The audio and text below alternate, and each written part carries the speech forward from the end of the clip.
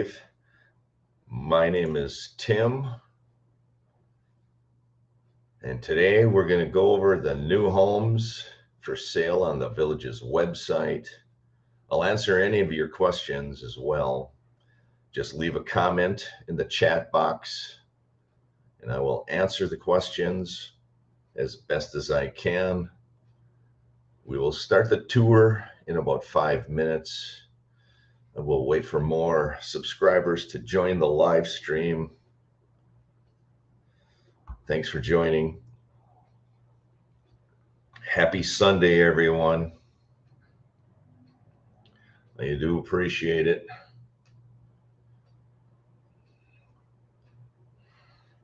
As I can. We'll start the tour.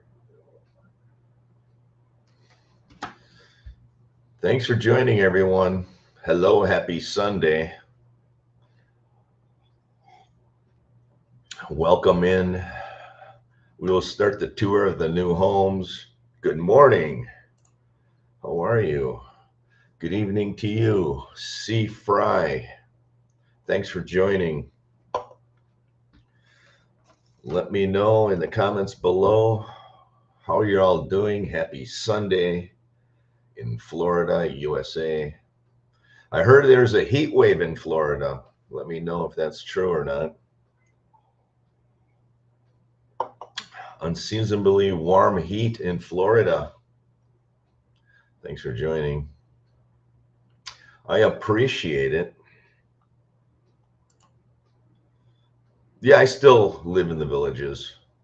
I'll be back in either September or March. And then I'll do some videos, boots on the ground videos in the Villages.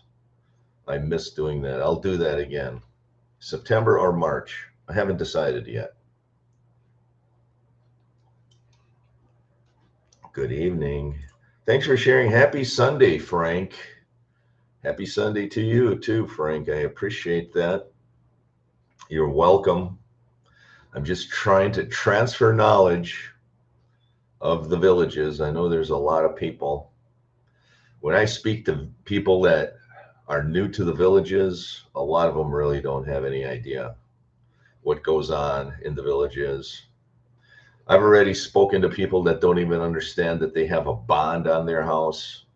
They lived in their house for 4 years. They made tax payments to Sumter County for 4 years, and they didn't realize that a portion of that was for a bond.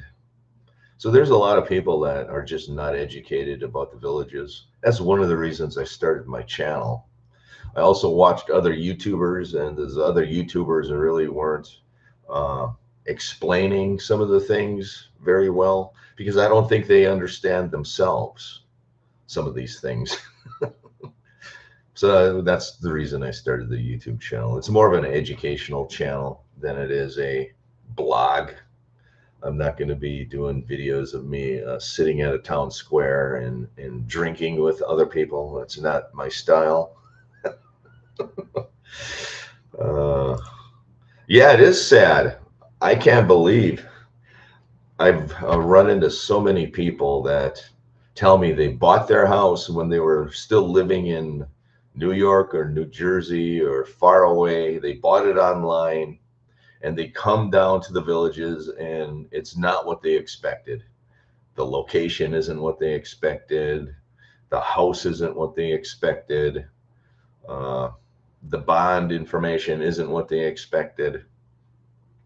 I spoke to somebody from California, purchased the house while living in California, moved to the Villages, spent $600,000 on a designer home. And that individual was questioning me, quizzing me. What's a maintenance assessment fee? What's that fee for? What is the bond? I don't understand the bond. It's like, really, people? You buy $600,000-$700,000 homes and you have no clue? It is interesting. It is nothing short of comical to me, some of the things I've seen and heard of some of the new people in the Villages. Leave in the comments below what you want to talk about. I originally was going to go over this map talk about new homes. But if you want to talk about other things, this is your live stream. You can ask any question you want. Yeah, it's a huge learning curve. It's people don't understand why there's so many different residential districts. People don't understand why there's commercial districts. There are 16 residential districts, districts 1 through 16. Hi, Sicilian. How are you?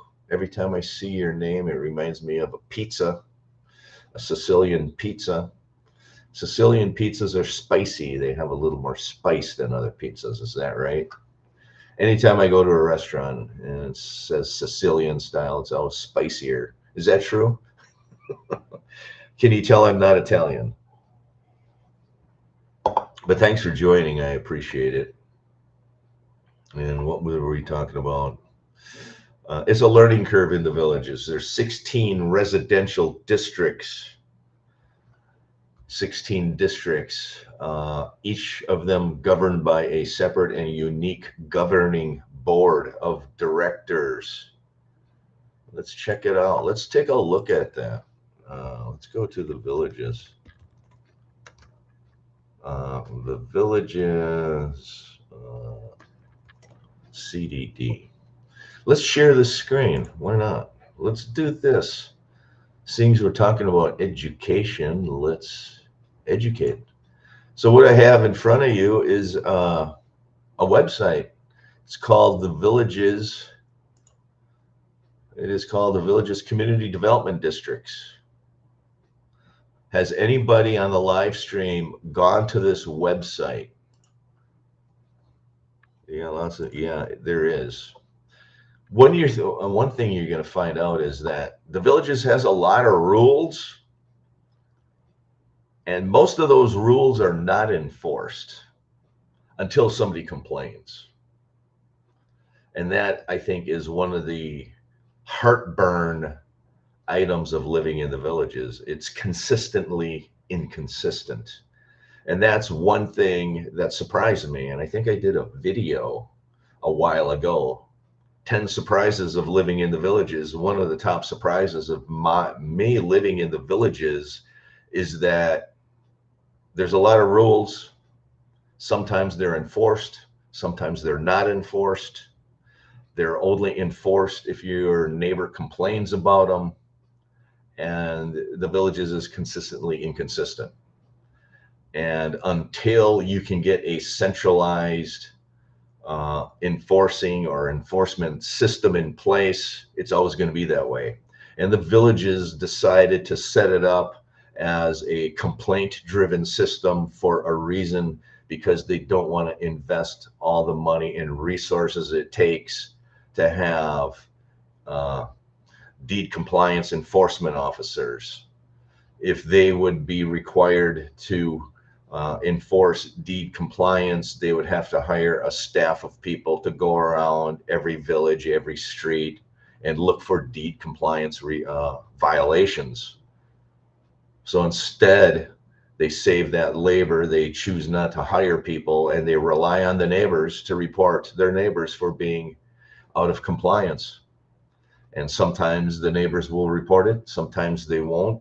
I've already heard stories where a neighbor would make landscaping changes to their home that were in violation of the deed covenants.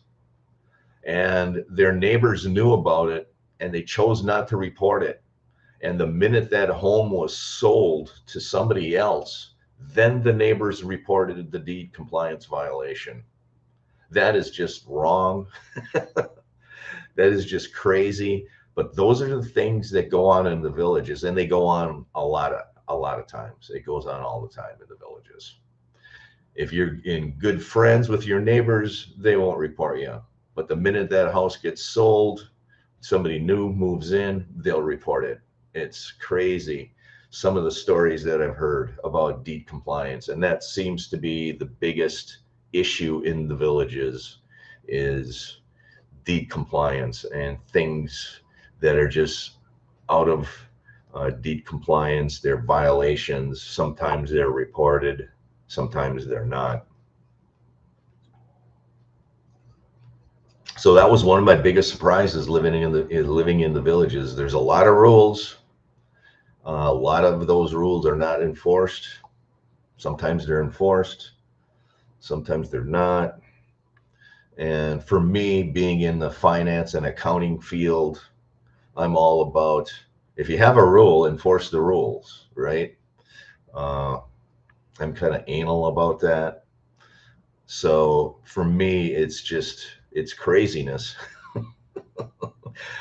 that there's like a double standard.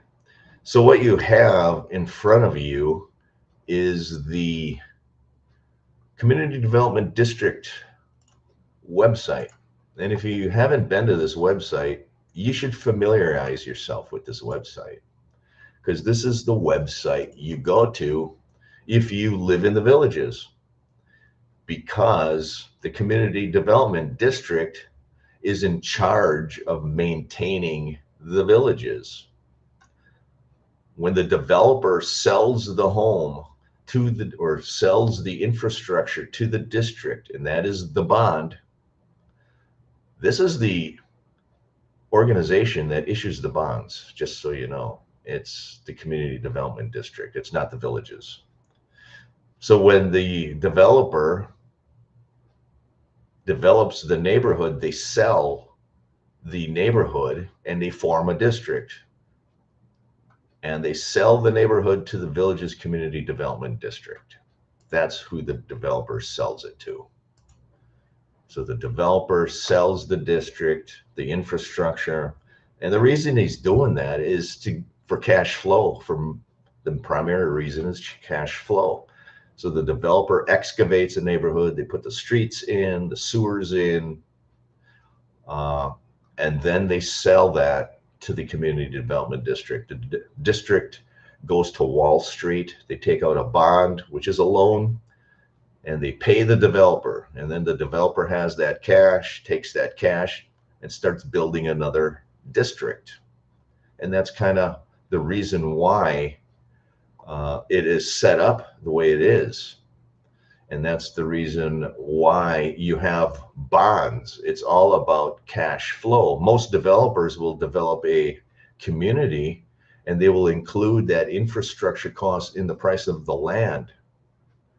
And when you do that, you have to wait till the land is sold to get your money. The way this is set up under community development districts, the district can go and take a loan out, a bond out, pay the developer gets the cash, and then they can take that cash and develop another district. That's the reason why it's set up this way. That's why it is not an HOA. An HOA would be formed similar to how a normal neighborhood in the north would be. You develop land, you put the sewers in, and once you sell the unit, that's when you recover the cash. Here, the villages will recover the cash before the homes are sold. And that's the reason they're doing it. It's all for cash flow.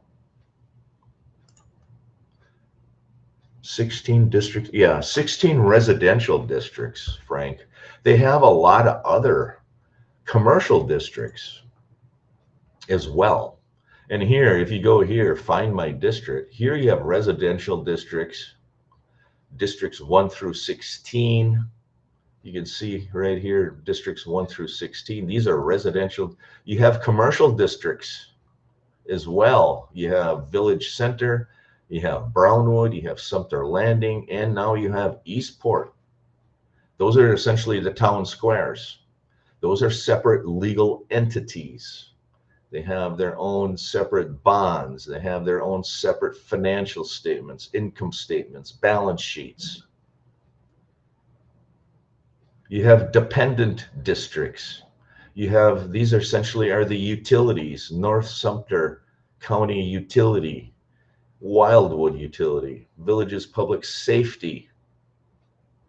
So you have residential districts, commercial districts, dependent districts, and they all interact with each other. So you will have commercial districts and dependent districts that might charge and have interaction and transactions with some of these residential districts. And these residential districts will have their own income statement and balance sheet. So will the commercial districts. So will the dependent districts. And you can look this all up online, because the villages is a quasi, the community development district is a quasi governmental entity formed under statute 190 in the state of Florida as a community development district. It's essentially a governmental entity. So you have a developer, the villages, it's a private party, private company. They're selling their infrastructure to a governmental entity called the Community Development District. And that's how the villages operates. That's how they're set up. And they're set up primarily for financing and for cash flow reasons. And it seems to be working out fairly well. And the reason there are so many districts is because under statute 190 of the Florida state statutes, a community development district can only be a certain size. It can only have a certain population, a certain amount of homes in a district. That's why they're forming all these districts. Let me see if I can look up Florida statute 190.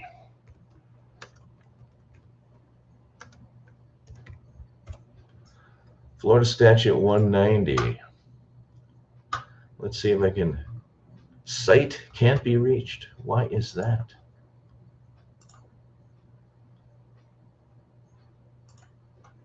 Huh. They have a thing on that won't allow me to see it. Oh, here it is. Short title, Florida statutes including 2023C, districts, definitions, board of supervisors, general powers, community. So let me share this tab.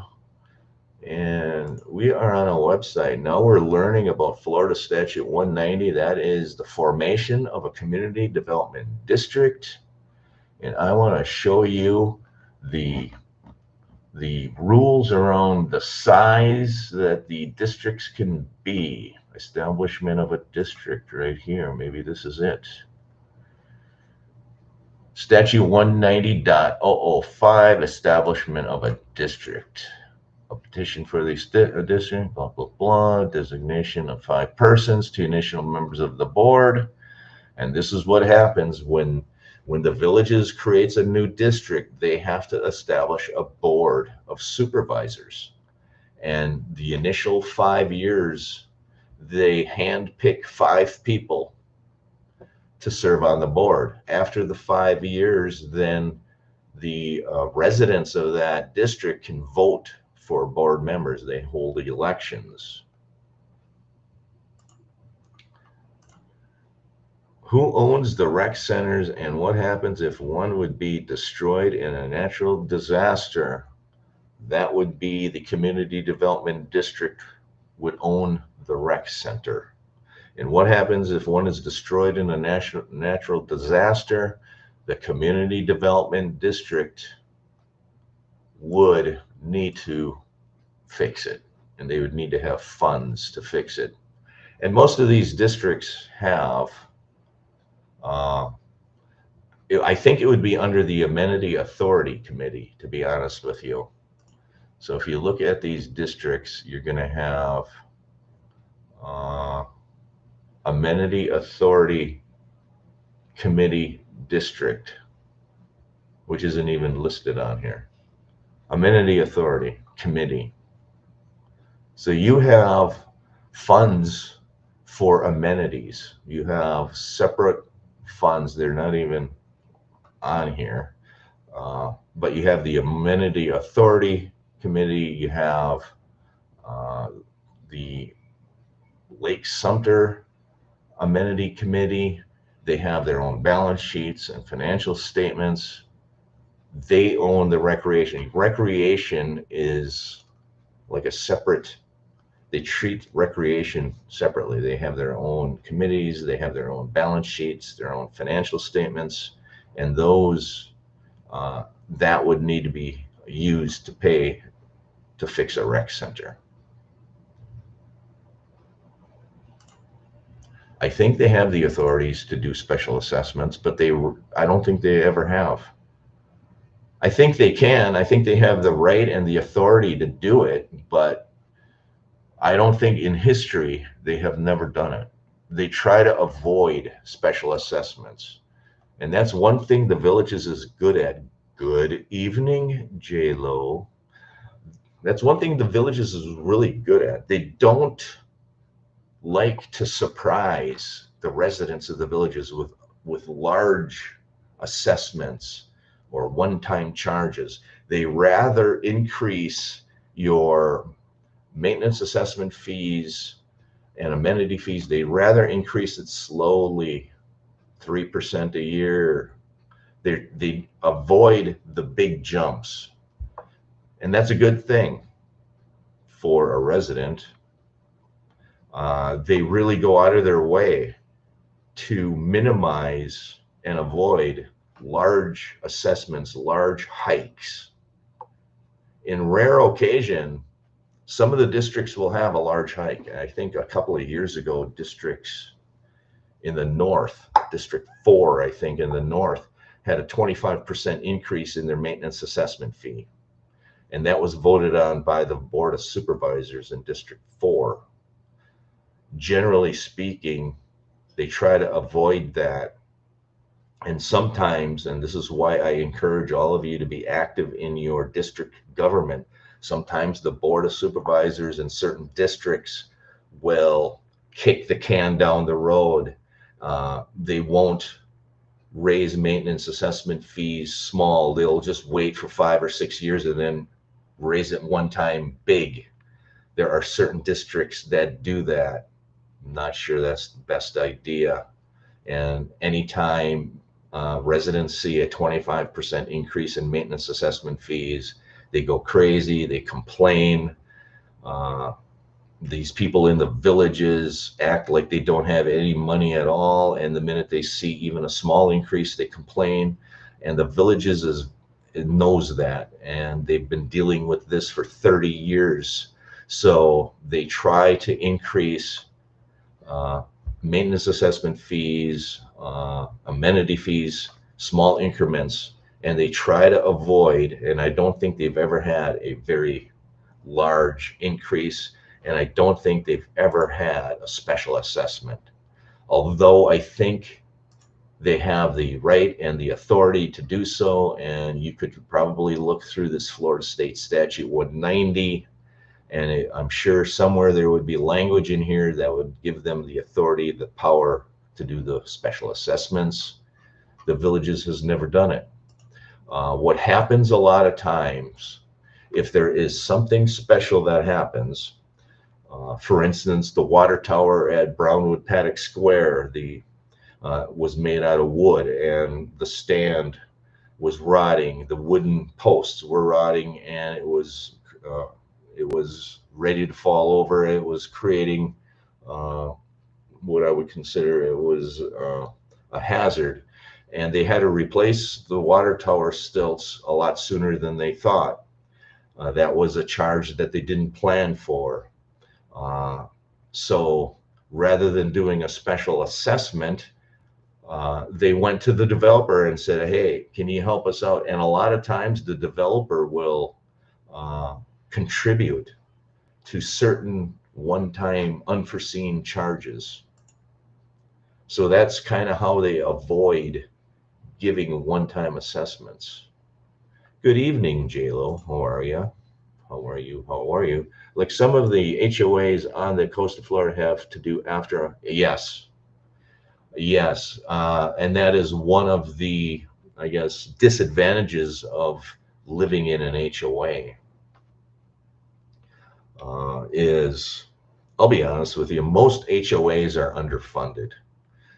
I've been in finance and I've done credit all my life, and I've analyzed financial statements on a lot of apartment buildings, HOAs, cities, governments, and what I found is most HOAs are underfunded. So when you buy into an HOA, the HOAs tend to keep their fees low to attract people to buy into the HOA, and they don't act fast enough to increase your HOA fees.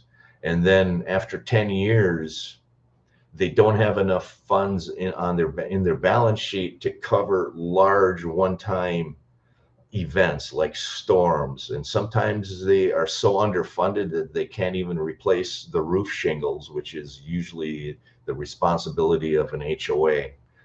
So a lot of HOAs, and that's one of the reasons that I'm leery about buying into an HOA, is a lot of them are underfunded. A lot of them can't even afford to replace the roof on the buildings if they had to. And especially if a hurricane comes through, they just don't have enough funds to cover one-time large events. The good thing about the villages is that most, if not all, of the residential districts have very strong balance sheets. They have a lot of reserve funds in their balance sheets.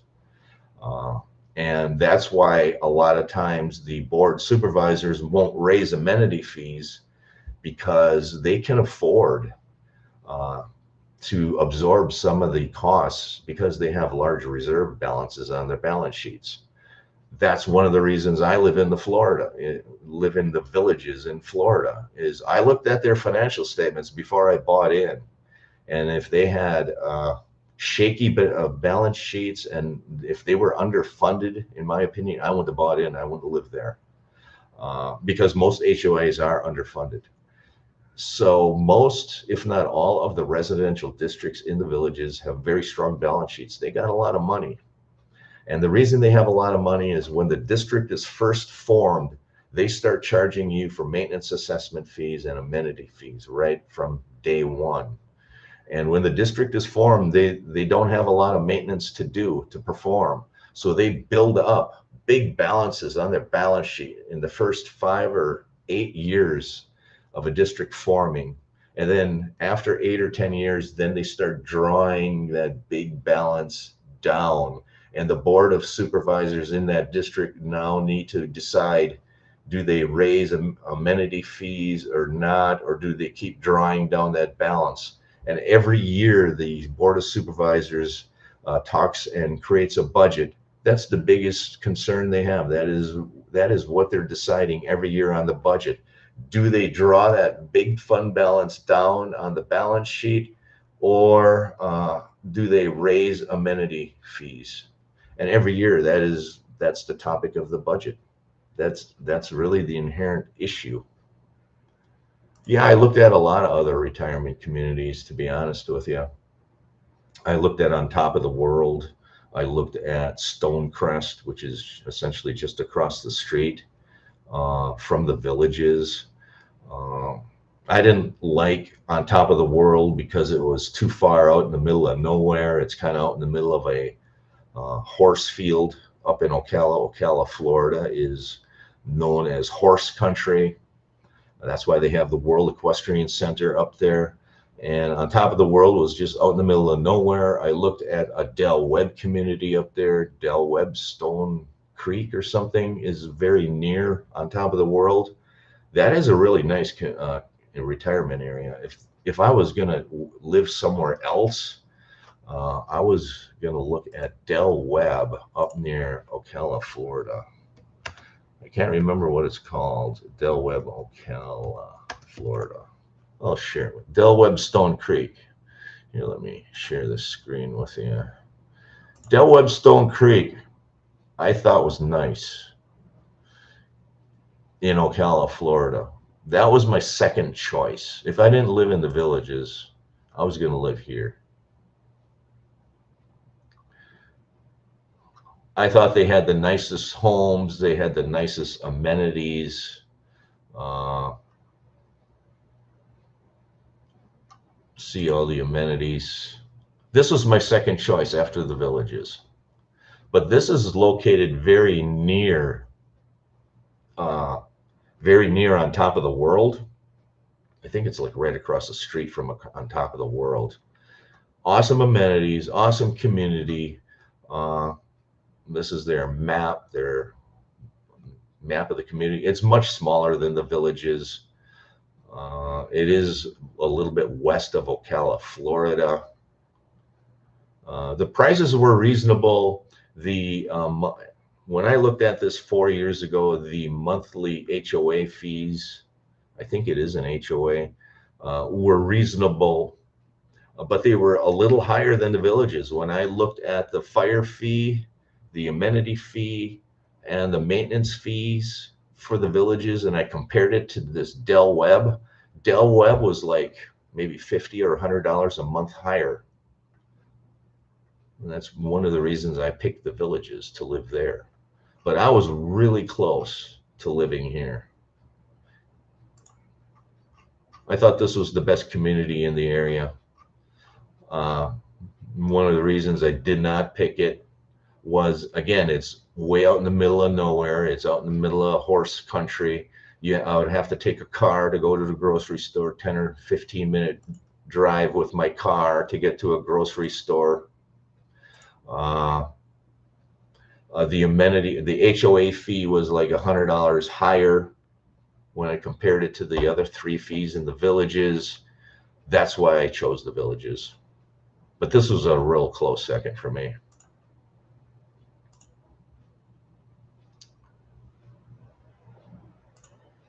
Yeah, well, frankly, I don't care about Disney. I know there's a lot of people in villages that care about Disney. I'll be honest with you.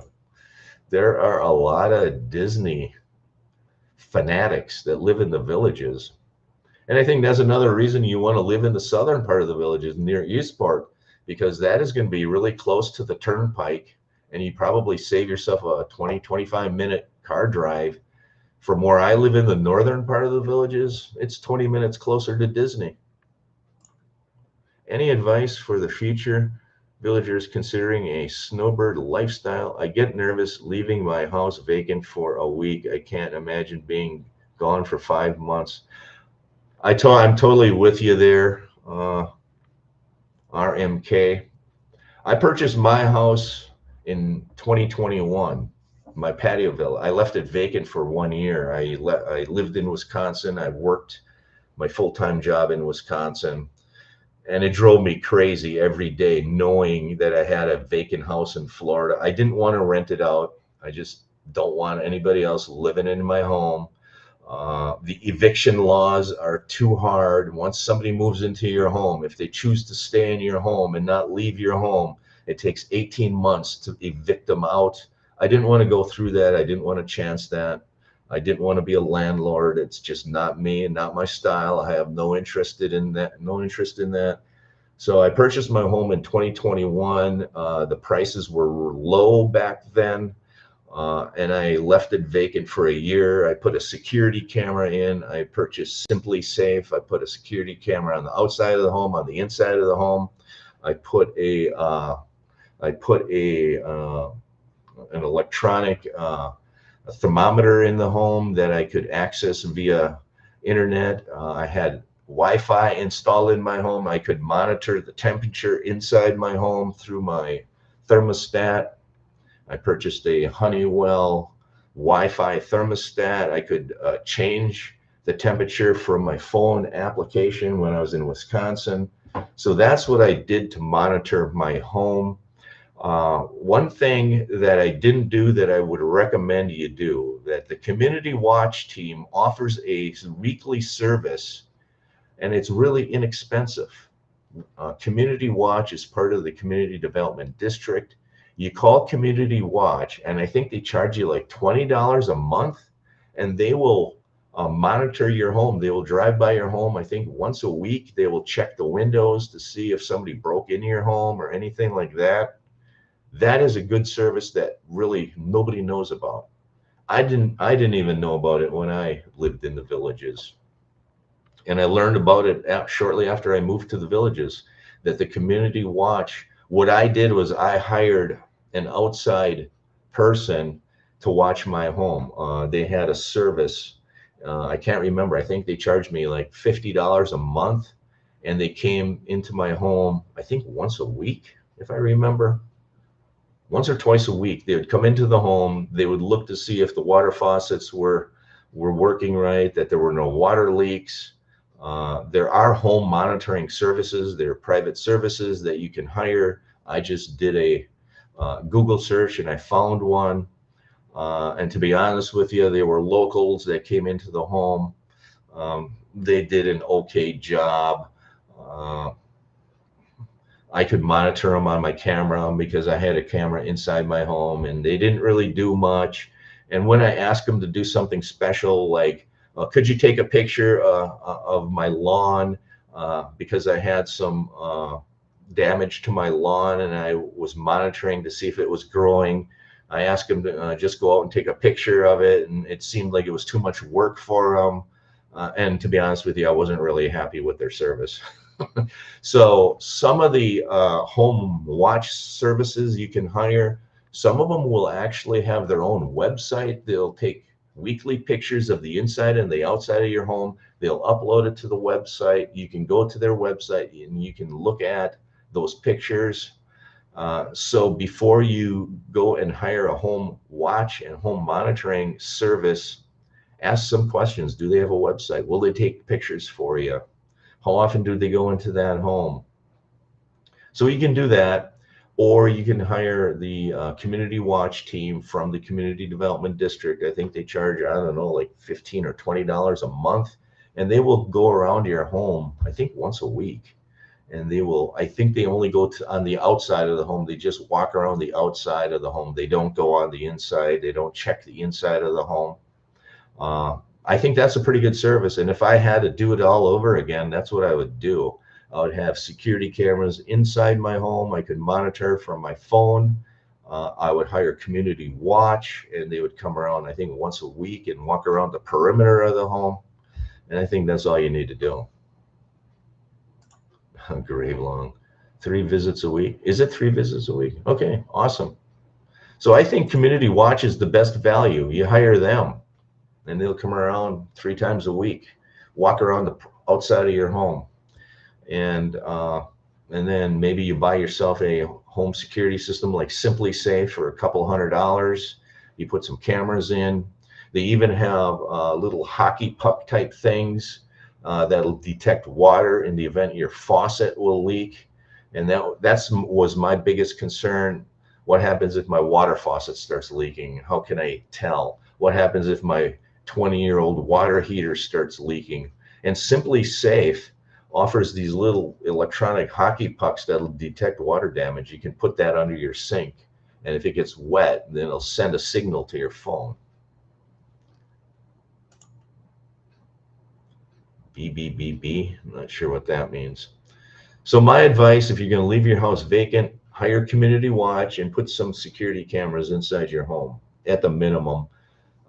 At the maximum, you could hire a private home watch service, but if you do, hire ones that will take pictures of the inside and the outside of your home and upload it to a website. That's my advice. What else? What were we looking at? Oh, Del Webb. I thought this was an awesome community. And at the time, 4 years ago, when I was researching it, their HOA fees were fairly comparable, a little bit higher than the Villages. And I thought it was a really clean, nice neighborhood. And it's located very near. Paid promotion? No, I'm not getting paid for anything. Did you get a paid promotion notice? If you did, then I have a setting wrong on my live stream. I'm not getting paid. Nobody pays me for nothing. No, I do get a little bit of YouTube ad revenue for the commercials that you see. I'm going to get a glass of water. Just hang on.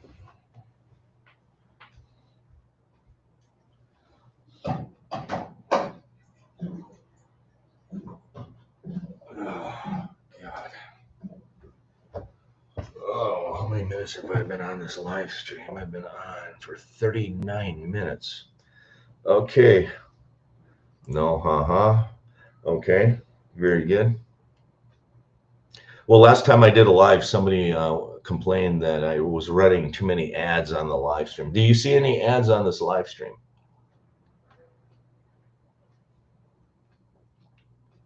Yeah, it's good water. No?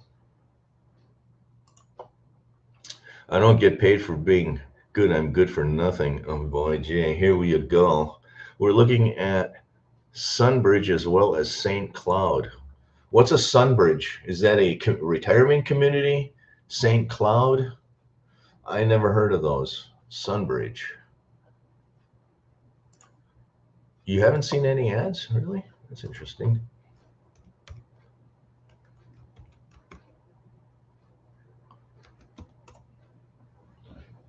Oh, Sunbridge in St. Cloud, Central Florida. Why is my internet so freaking slow? My God.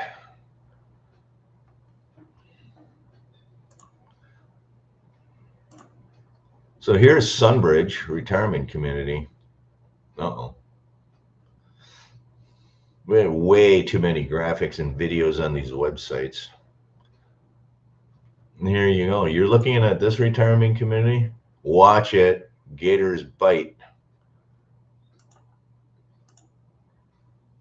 So here's Sunbridge. I never heard of this one. I never looked at it. My criteria, view our homes and neighborhoods. Looks nice. Where is it? Downtown Orlando? Where's Sunbridge? Walt Disney? Oh, you must be a Walt Disney person. You want to be close to Walt Disney. Space Coast? Where's Sunbridge in this map? Is it here?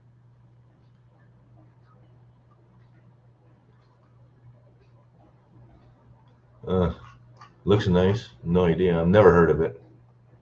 There's a lot of retirement communities. Oh, good. That's good. That means I'm getting paid a little bit. Tradition down in Port St. is awfully nice. One of them I looked at on the coast was over in Daytona. What is it called? I forgot. I thought it was really nice. And the reason it was nice is because it's a retirement community that's a couple of miles inland, but they own a spot on the beach near Daytona, and they have a shuttle bus, and it'll take you to the beach every day if you want. And there's like a cabana bar down there. There's a beach there, and then you can get on the bus and go back, and then take you back to the retirement community. I forgot what it's called. What is it called? What is it called? That I thought was really nice. That I thought was nice. I would consider that. Does anybody on the live know what that one is? I'm going to look it up. Retirement community, Daytona. Retirement near Daytona Beach. Latitude Margaritaville. That's it. That's it. I considered this. Latitude Margaritaville. Yeah. I went there. I toured it. I thought it was nice. What I didn't like about it was when I went through it, there was a lot of like duplexes, what I call duplexes.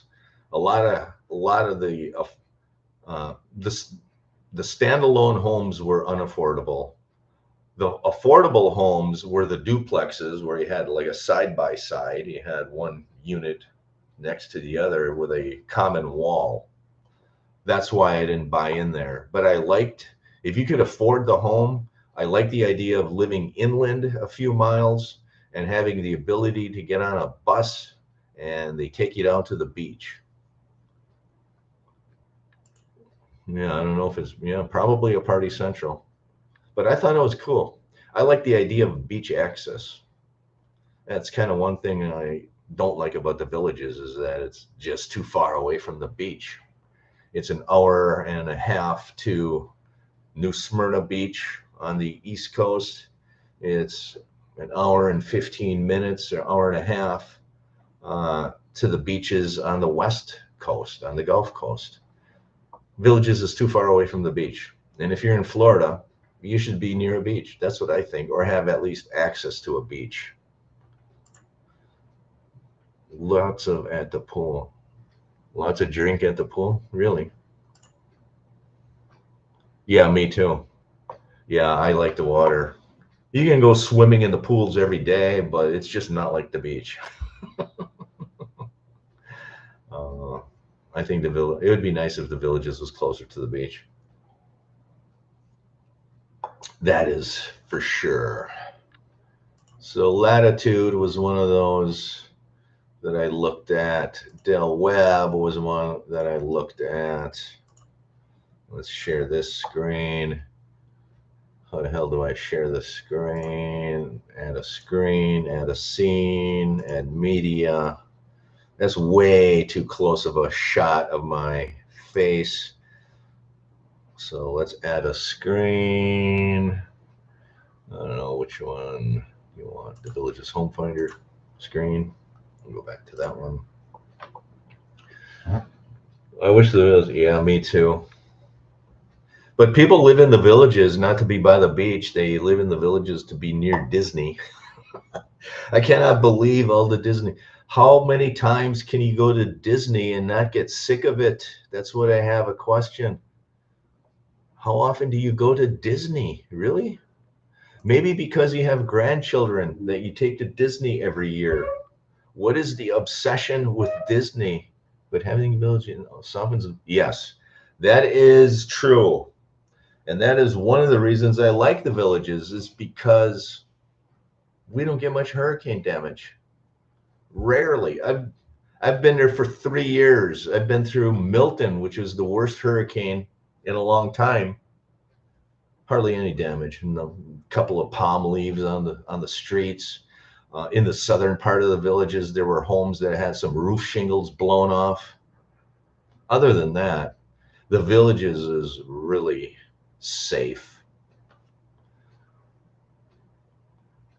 You're going for a lifestyle visit. Congratulations. What are you waiting for? There are plenty of homes for sale in the Villages. There are so many homes. In fact, they're discounting them. I think the home sales are pretty soft in the Villages. If you see homes in the Village of Water's Edge that are still for sale, you know the market is soft, because Water's Edge is the prime location to live. This is the prime neighborhood to live in, Water's Edge. And you still have a lot of homes. You got designer homes for sale. You got veranda homes for sale.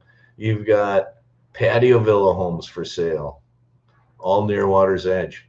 That tells you the market is soft. The market is really soft, in my opinion. Yeah, it's expensive. These people that go to Disney, it's super expensive. That's why I don't understand these Disney people. They must have more money than God. These day passes to go to Disney is ridiculous. Disney tickets. Look at some of the ticket prices here. Look at, and these people are going all the friggin' time. Look at the ticket prices. $68, $280 for 3 days. $164 after hours. They have a lot of different types of tickets you can buy. Here you can do the water parks for $68, $450 for a 3-day pass. Who can afford that? Have seen that new wildlife in the amazing videos, but no narration, unfortunately. Wildlife in the Villages. Let's check it out.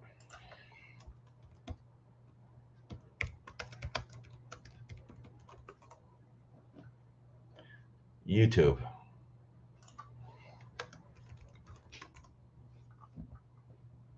+160 followers. Let's check it out. Let's share this now. 176 subscribers, 1,000 videos. Wow. That's a lot of videos. It's just a soft market. People are not buying like they used to buy. Check out Wildlife in the Villages. Can you see that? Yeah, you can. I wonder who's running this channel. Very interesting. He's getting 6 views, 3 views, 2 views, 3 views, 2 views. Wonder where he's taking all of this. There's an alligator. Wow. So let's go to this YouTube channel and visit. I'll subscribe. Why not? Help this guy out, whoever it is. 74,000 views. 1,088 videos. Wow. June 22nd. Since June 22nd, which is 2 months, he's uploaded 1,088 videos. Wowzy dowsy. Abundant wildlife in the villages, Florida, should be accepted and respected. Ethology, the study of animal behavior. This guy sounds like he is some type of scientist. And they're only 30-second videos. So they're like a short video, but he makes them in a long format. So he can eventually gets monetized. He'll get paid on these long formatted videos. Very, very interesting. Disney tickets. So tell me, who can afford to go to Disney over there? Call me goofy, but I love going to Disney World. Apparently you and everyone else, you must have a bottomless pit of money to afford to go to Disney World. Yeah, a Florida I heard about the Florida resident pass. Once you are a resident in Florida, you get some kind of discounted pass. And how much is that pass, Jay? Can you enlighten me? Can you tell I'm not a Disney person? And I'm mesmerized that all these Disney people that live in Florida, every other golf cart you see on the golf cart trail will have a sticker of Mickey or Minnie Mouse on it. Everybody in the Villages is a Disney person. So if you love Disney, the Villages is for you. There's a lot of people there that love Disney. And to be honest with you, I've never been to Disney. I have never. I've been to Universal Studios one time. And I was there for like 3 hours, 2 hours. And I didn't even go in the gate. There's just like restaurants on the outside of Universal Studios. I went to one of those restaurants. That's the only time I've ever been in that area. I just have an aversion for large crowds and parking, and I just don't like crowds. That's why I stay away from Universal. I stay away from Disney. It's just too much for me.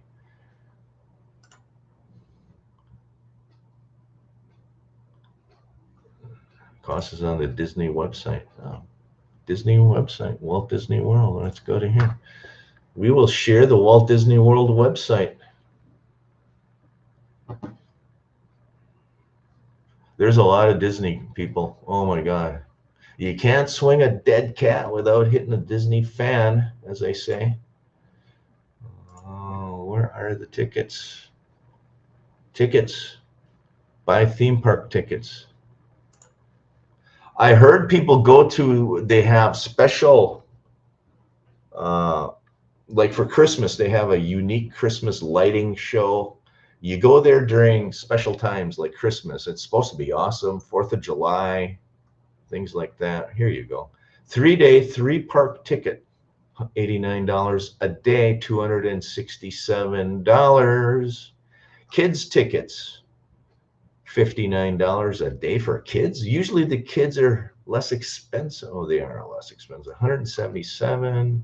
Theme park tickets, $119 a day.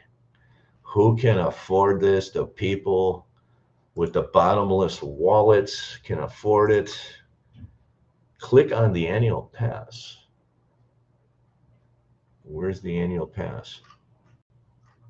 Let's see. Annual pass. Where do you see annual pass?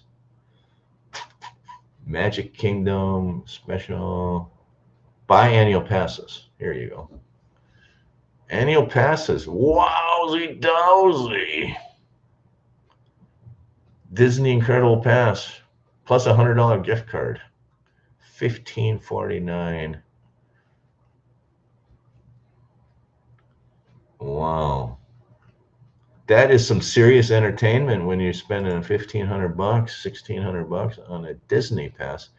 Let me do a search on Florida resident pass. Let's see what that is. Florida. Yeah, Disney tickets. Here you go. What is this? Share this tab. All right, Florida resident Disney World. Here we go. Drum roll, please.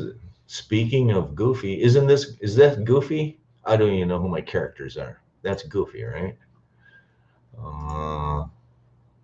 Disney and Credit Pass. Select your passes. Water park sports. What is it? Sunbridge. We can. I don't know how to look it up. Special products and prices may be available for Florida residents. Log in. I need to log into their website to determine what their Florida resident pass is. I'm not going to log in because I'm not a Disney guy. Well, annual pass program.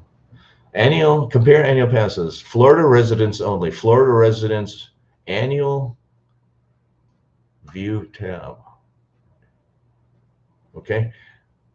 $469 plus tax, $829 plus tax, monthly payment. You know you're serious if you're going to have a monthly payment to Disney World. So it looks like it's $469 or $829. What's the difference?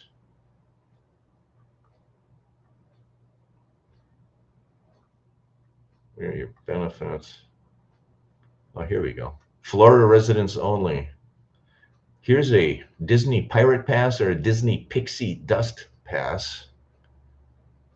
You got all kinds of passes here. $829, $57 a month, monthly payment. What does it give you? Up to 4 held at a time, up to 3 park reservations. Blackout dates during peak and holidays. What does this pass give you?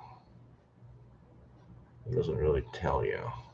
So there are your prices. You $469 or $829.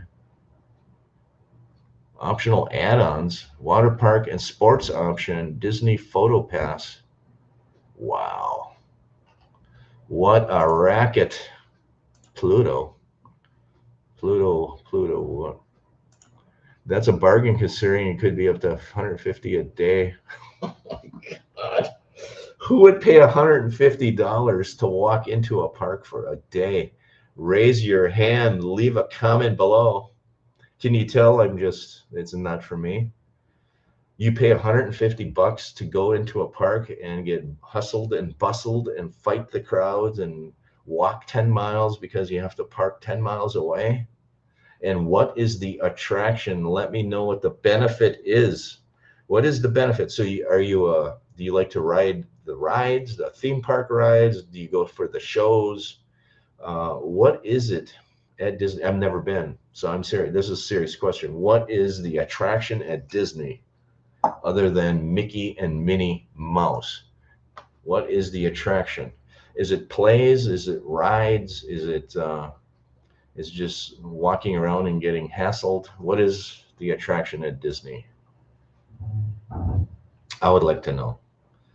Thanks for liking. Thanks for subscribing. We are discovering that Disney is just outrageously expensive at this point in time. Yes to all. So C. Fry, when you go to Disney, what's the first thing you normally do? Do you go on to a ride? Do you go to see a play, a show? I watched the Philippines, very nice. How are the beaches? The beaches are mostly coral beaches. You're watching I have a second YouTube channel, just so everybody knows. I have a Philippines YouTube channel as well, and I'm super busy making videos for that channel. The beaches are mainly coral, but there are portions of the Philippines, especially in the Palawan province, that have white sand beaches. The beaches in Florida are better, I'll be honest with you.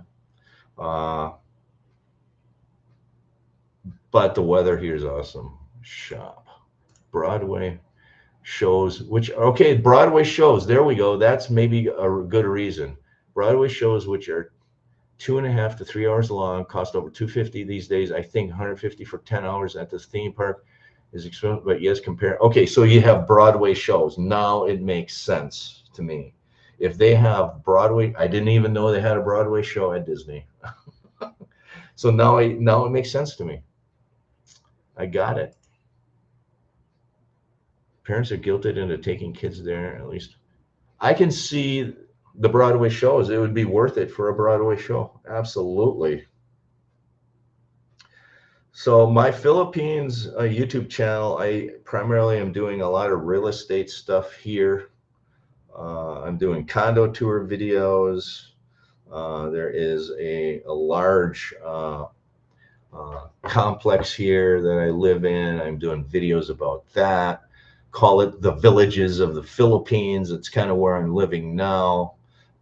This is kind of a destination spot. It's a vacation spot for the locals. It's a destination for the expats.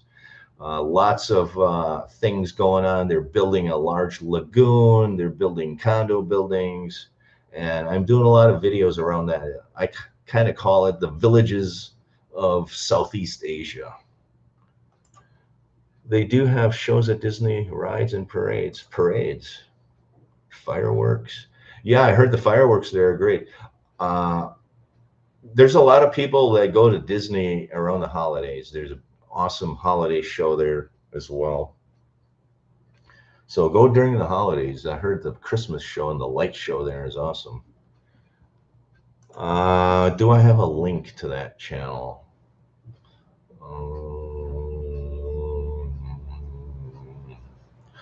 Do I have a link to that channel? Let me see. Do I have a link to that channel? Let me look it up here. YouTube. Search. Streams of Philippine Dreams.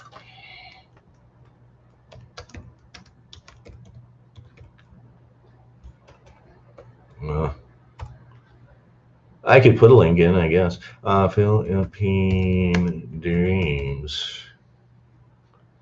Oh, look at that. Share this tab instead. Oh, look at that. There it is. There is the handsome me with the Philippine flag there. How do I link it? I could link a video.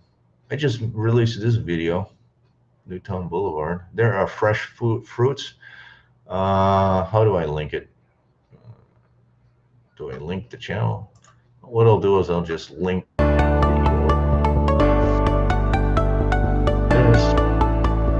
here. Link. How do I do that? Link to that video here and put it in the comments. So that's a link video. And once you link the video, just subscribe if you want. I didn't think anybody in Florida was interested, so I didn't really promote it. Share this tab instead. View tab. Stop sharing. So there you have it. All right. So let's go back here. And let's share this tab instead. Live stream. Yeah, there you go. You're welcome. You are welcome. So we talked about everything but the villages today, which is fine. These live streams are for you. This is your chance to ask me anything you want to ask. And to be honest with you, I'm getting sick and tired of doing new home videos. So I don't know what content to do. So I just do open home video, new home videos. Yeah. That is the Mactan Shrine, which is right out the window here. Back in the year 1512, the Philippines essentially gained their independence from the Spanish influence. Ferdinand Magellan was a Portuguese explorer. He was leading a Spanish team. They had a war here. They wanted to take over the Philippines, and a local Filipino named Lapo he fought and won independence against the Spanish invasion that was led by Ferdinand Magellan. That is that happened in the year 1512. And that war happened right here, about 300 meters away. On my list of places to see, really. When do you think they will be building in that large area south of Bexley? Oh my God. They're having a hard time selling homes right now. It's going to be a while. So he's talking south of Bexley, this area here. This area here they have a lot of construction going on right here. They are moving dirt. At least when I drove through there, maybe 4 months ago, they were moving a lot of dirt in here. My God. But they're having a hard time selling homes here in the Shady Brook area and here in the Oak Hollow area. These homes are going to be hard to sell right next to Marsh Bend Trail. So my theory is, if you want a really good discounted home, just wait a while. I think all these homes are going to be discounted. I think they're having a hard time selling these homes right here close to Bexley Marsh Bend Trail, which is right up here this is the village of Well Point. This is the village of Oak Hollow. They have all these homes. I think all these homes here are built and ready to go. I think all these homes, they want to release all these homes for sale. And they can't even sell these homes up in Well Point. I think it's going to be a while, to answer your question.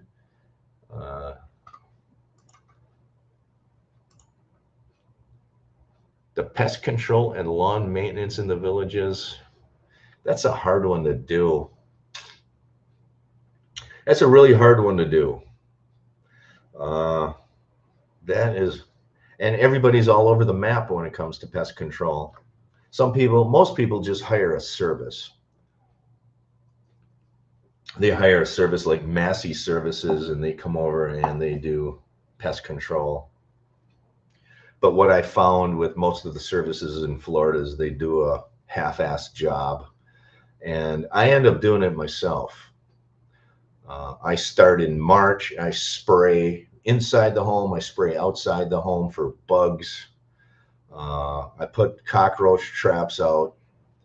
The lawn, I fertilize that myself because I used to hire Massey, and they never fertilized. They only fertilized half the lawn because I have cameras on my house. I watched them. So I am very suspect of any services that you hire in Florida because they promise to do something and they just don't do it. But a lot of people hire these services and they live by them and they swear by them. I just had a bad experience with a lawn service, and I started doing it myself. The biggest problem with lawn care, in my opinion, is cinch bugs. I've had cinch bug issues, and what cinch bugs are is they get into your lawn and they create a brown spot in your lawn, and that brown spot will get bigger and bigger and bigger and bigger. And cinch bugs are super hard to control.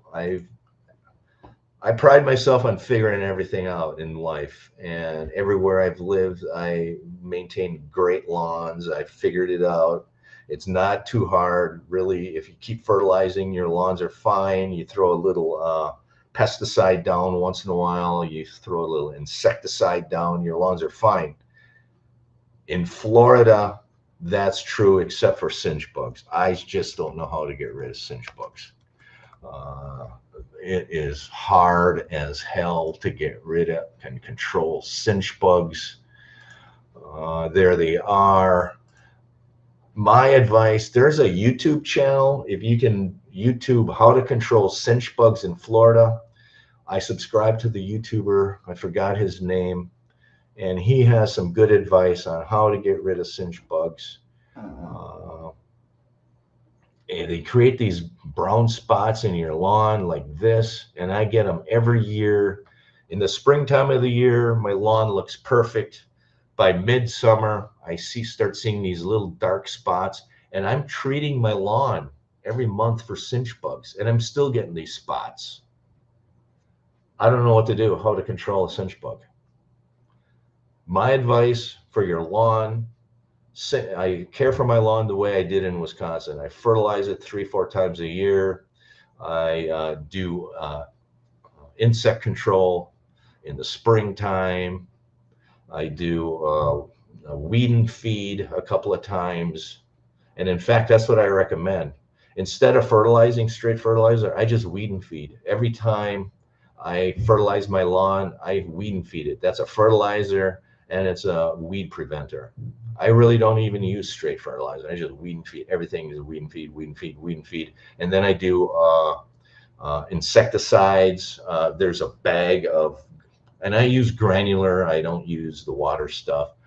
I spread it granular. I have a little hand thing.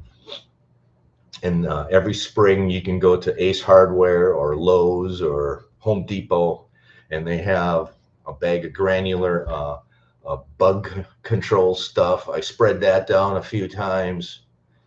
And the only thing that I have a problem with is cinch bugs. I even buy special things, special things, I don't know, granular stuff for cinch bugs. That doesn't seem to work. I did some research, and you can buy bottles of liquid to treat your cinch bugs, and it's like $150 for a bottle. It's like professional grade. I've been looking at possibly buying that stuff, but the cinch bug stuff, I just don't know how to control.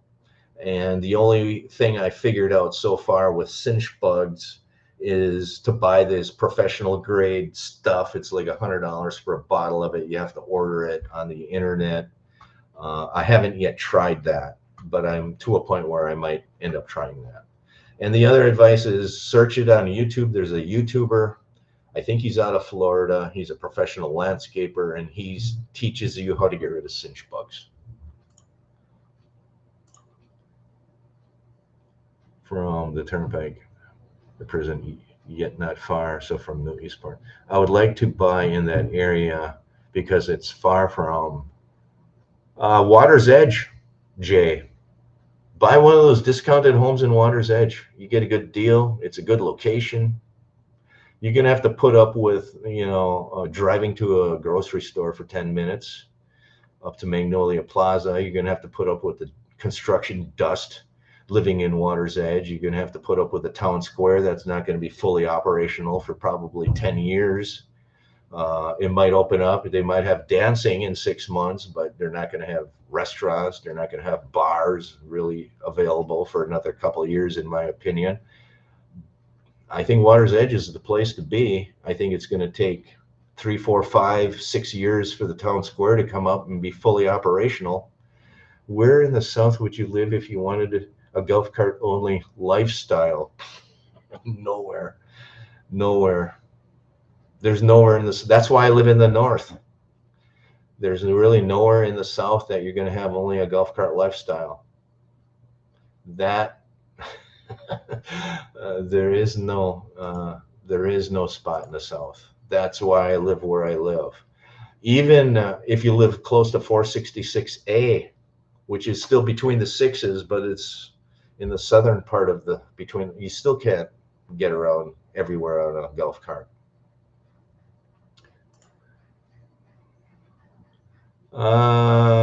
Yeah, well, that would be an HOA then. Yeah, they don't take care of it. That's one of the biggest issues I have living in the villages is everybody hires a different contractor and they come all at different times of the week. And when you're retired and you're sitting at home Monday through Friday, you just watch all the contractors driving by your home with lawnmowers and the buzz of the lawnmowers. It's a constant buzz of lawnmowers all week long, including Saturdays, and once in a while they even mow a lawn on a Sunday. So it's constant lawnmower sounds in the villages. That's one of the things I forgot to put on my 10 surprises of living in the villages video. Is it's from 8 a.m. or 7 a.m. to 5 p.m., 6 p.m. every day, Monday through Friday, sometimes Saturday. It's just constant lawnmower noises and weed whackers, because they take the weed whackers and they're trimming around your driveway and the streets. It's a constant. And there are so many homes so close together, and they all are hiring different landscape contractors. They're coming at different times of the week. It's one constant buzz. That's a problem in the villages, in my opinion, besides all the dog walkers. Thank you for that information, J-Lo.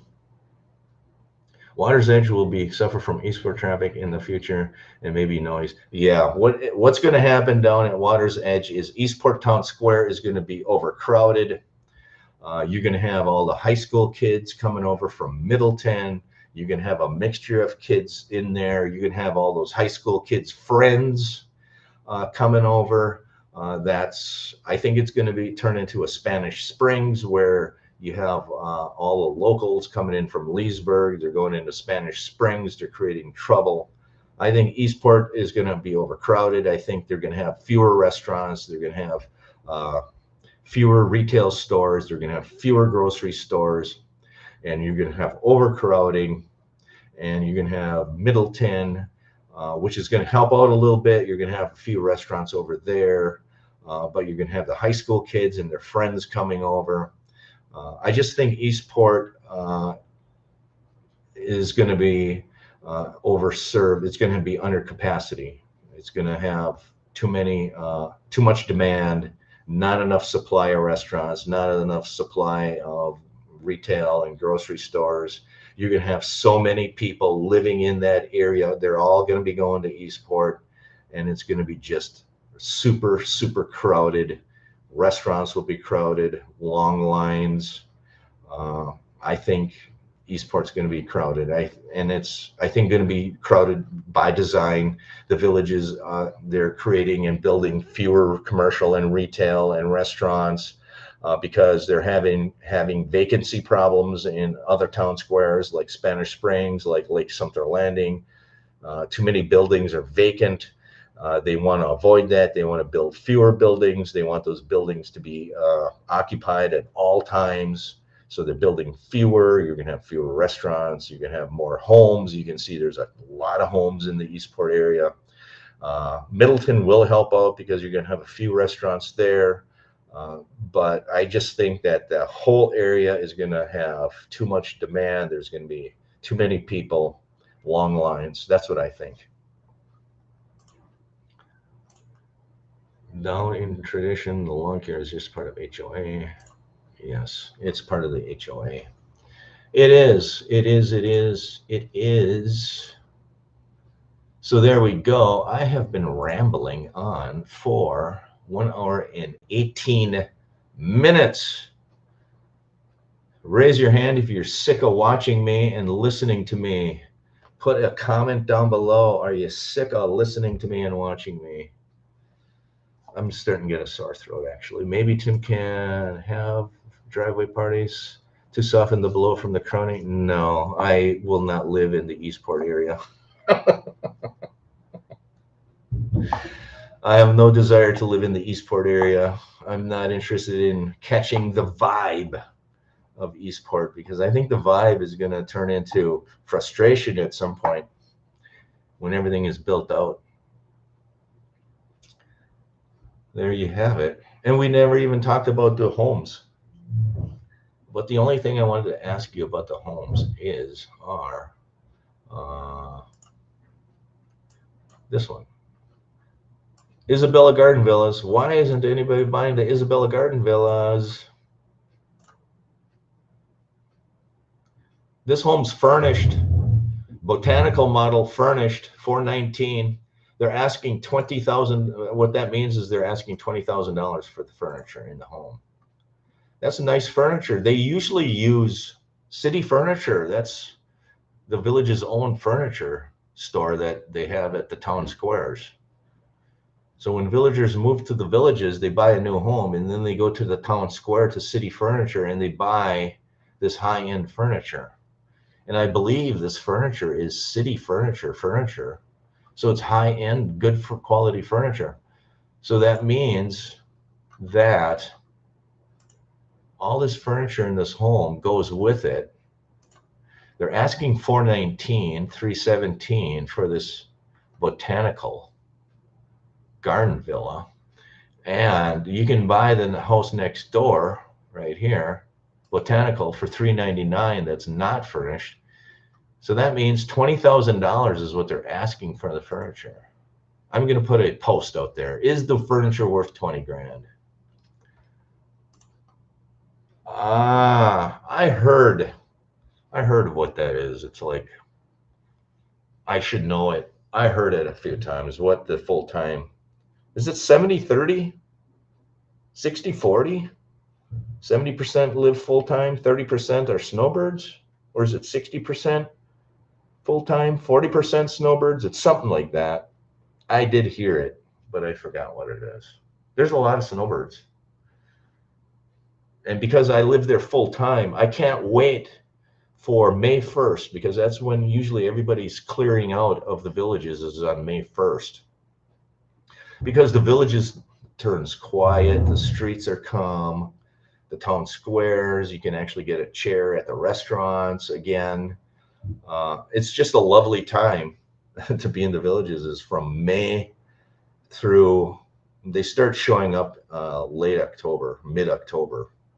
So from May through middle of October, very nice to live in the villages, peaceful.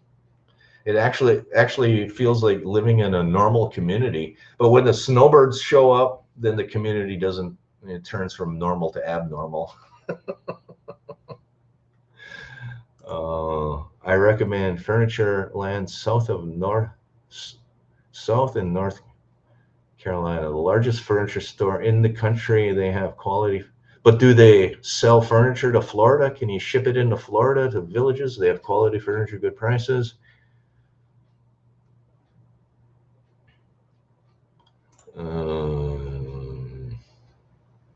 Not really. Oh, they built a new walking path near Lake Sumter Landing. They call it the $1 Million Mile, but it's like a half a mile long. It starts at the Lake Meona Recreation Center, and it's a walking path that goes north. Other than that, no. That was one of the reasons they built that new walking path like 2 or 3 years ago near the Lake Meona Rec Center, is because people in the north were complaining about all the walking paths that they were building in the Fenny area at the time, and they wanted a walking path. So they built the walking path, the one and only walking path at Lake Meona. There is one other walking path in the far north. It is way up north, I think in the village of Springdale, close to Highway 42. There is one walking path there. It is pretty small. It's basically walking underneath the power lines. It's kind of weird and nasty. But no, there really isn't any decent walking paths other than the golf cart trails. They ship anywhere in the country. Well, I bought my sofa at the Lazy Boy store in Ocala. Lazy Boy in Ocala, Florida. I bought a sectional sofa, Lazy Boy in Ocala, Florida. Where is it? Where is it? Free delivery, Lazy Boy. Yeah, this is it. Let me share this tab. It's at a mall in Ocala, Florida. Lazy Boy Home Furnishings Decor. That is where I bought my sectional sofa. I bought a house that was furnished. I pretty much threw most of the furniture out. I have a patio villa. So I just bought a sectional sofa. I don't have a chair. I just have a sofa in the living room. And then I bought some end tables. Where did I buy the end tables and the lamps? I think I bought them at Home Goods up at the Bell store on County Road 466. There's a Home Goods, I think. I'm a cheap guy. I bought my lamps there as well. Home Goods store. It's kind of like a discount store. It's a store that sells furniture and home furnishings at a discount because they're misfits. Nobody else wants to buy them. For instance, Furnitureland South has over 5,000 sofas to choose from. Really? I wish I would have known that.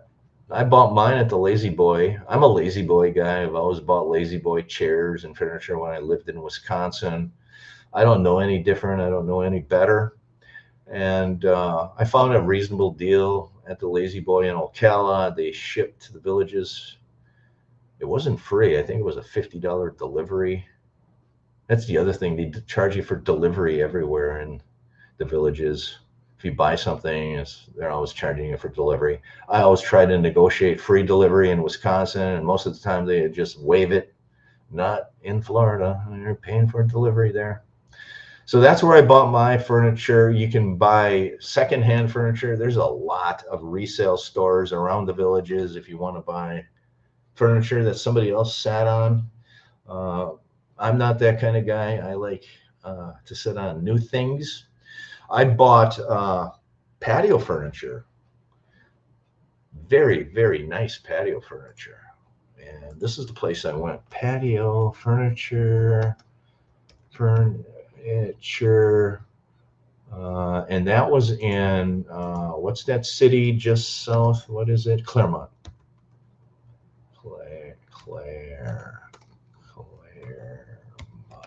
Florida. Where did I buy my patio furniture? Rooms to go, premium outdoor. Where did I buy it? I'm looking it up on the map. It was right off the turnpike. Palm Casual? Is that where I bought it? I can't remember. Premium outdoor furniture? Maybe that's it. I can't remember where I bought it, to be honest with you. But there's a nice furniture store in Claremont, Florida, on the north side there of Claremont. Where am I? Okay, coming down the turnpike. Dollar? No, it wasn't that. It wasn't that one. Where's Claremont, Florida? No, I can't remember where I bought it. Palm Casual? Anyway. Yelp? Outdoor furniture stores. Maybe that'll give me an idea. Looking it up. Showcase furniture. Ollie's at home. No. IKEA. Premium outdoor. I can't remember. Outdoor patio emporium at home. I don't know. I think it was this premium one. Share this tab. It was expensive though. I don't think I'd do that again. The key with outdoor furniture in Florida though is because it gets so hot. I tried to stay away from steel furniture because it's going to rust. So you want to stay with aluminum furniture, or you want to stay with like a plastic or composite type furniture, or you want some kind of a native wood type of furniture. I think it's like teak wood that doesn't rot. So you don't want, you want to stay away from, what's that called? The stuff that kind of woven furniture. It's like plastic woven furniture. Stay away from that stuff because that plastic will get hot and it get brittle and it falls apart in a year or two. Yeah, I know. I think it's something to do with my software. It's something to do with the streaming software and my video camera. I have a Logitech video camera. I'm using the audio on that. And when I use that camera in this live stream with Restream software, it sounds awesome. But when I use that camera with my video editing software called Filmora, it doesn't sound so good. And it's just kind of the way it is. I should probably buy a better microphone, but I'm on the cheap here. I'm a retired old guy with wrinkles, and I'm just using a $10, $20 Logitech video camera with audio. So patio furniture, stay away from steel because it rusts. You want aluminum or you want composite. You want materials that don't rust in Florida because everything will rust in that heat and humidity. You want to stay away from the wicker furniture, that woven furniture. Stay away from that. You don't want that for patio furniture because it rots and it turns to dust in a year or two. It falls apart. That's my advice on patio furniture. Yeah, wicker, that's it. Don't buy wicker. Do not buy wicker. Unless you want to replace your patio furniture every year or two. That stuff falls apart in Florida. So I ended up buying aluminum furniture. It doesn't rust. You can buy composite, which is like a plastic. That's fine. But stay away from steel. It'll rust. Unless you want to like sand it and paint it all the time. Stay away from steel. You want aluminum or wicker. Or not wicker, aluminum or composite, or a native wood like a teak wood or a bamboo that doesn't rot. So there you have it. What time is it? Hour and 30 minutes. I think you're all sick of me by now. Thanks for liking and subscribing to my videos. I will go live again next week. Same bat channel, same bat time. You can tell I'm a Batman fan. I grew up watching Batman, the old version with the boom pow on TV. So that's where we're going to leave you today. Have a good one, everyone. Yeah, I'm going to run too. Have a good one. Take care. Stay safe. And have a good day.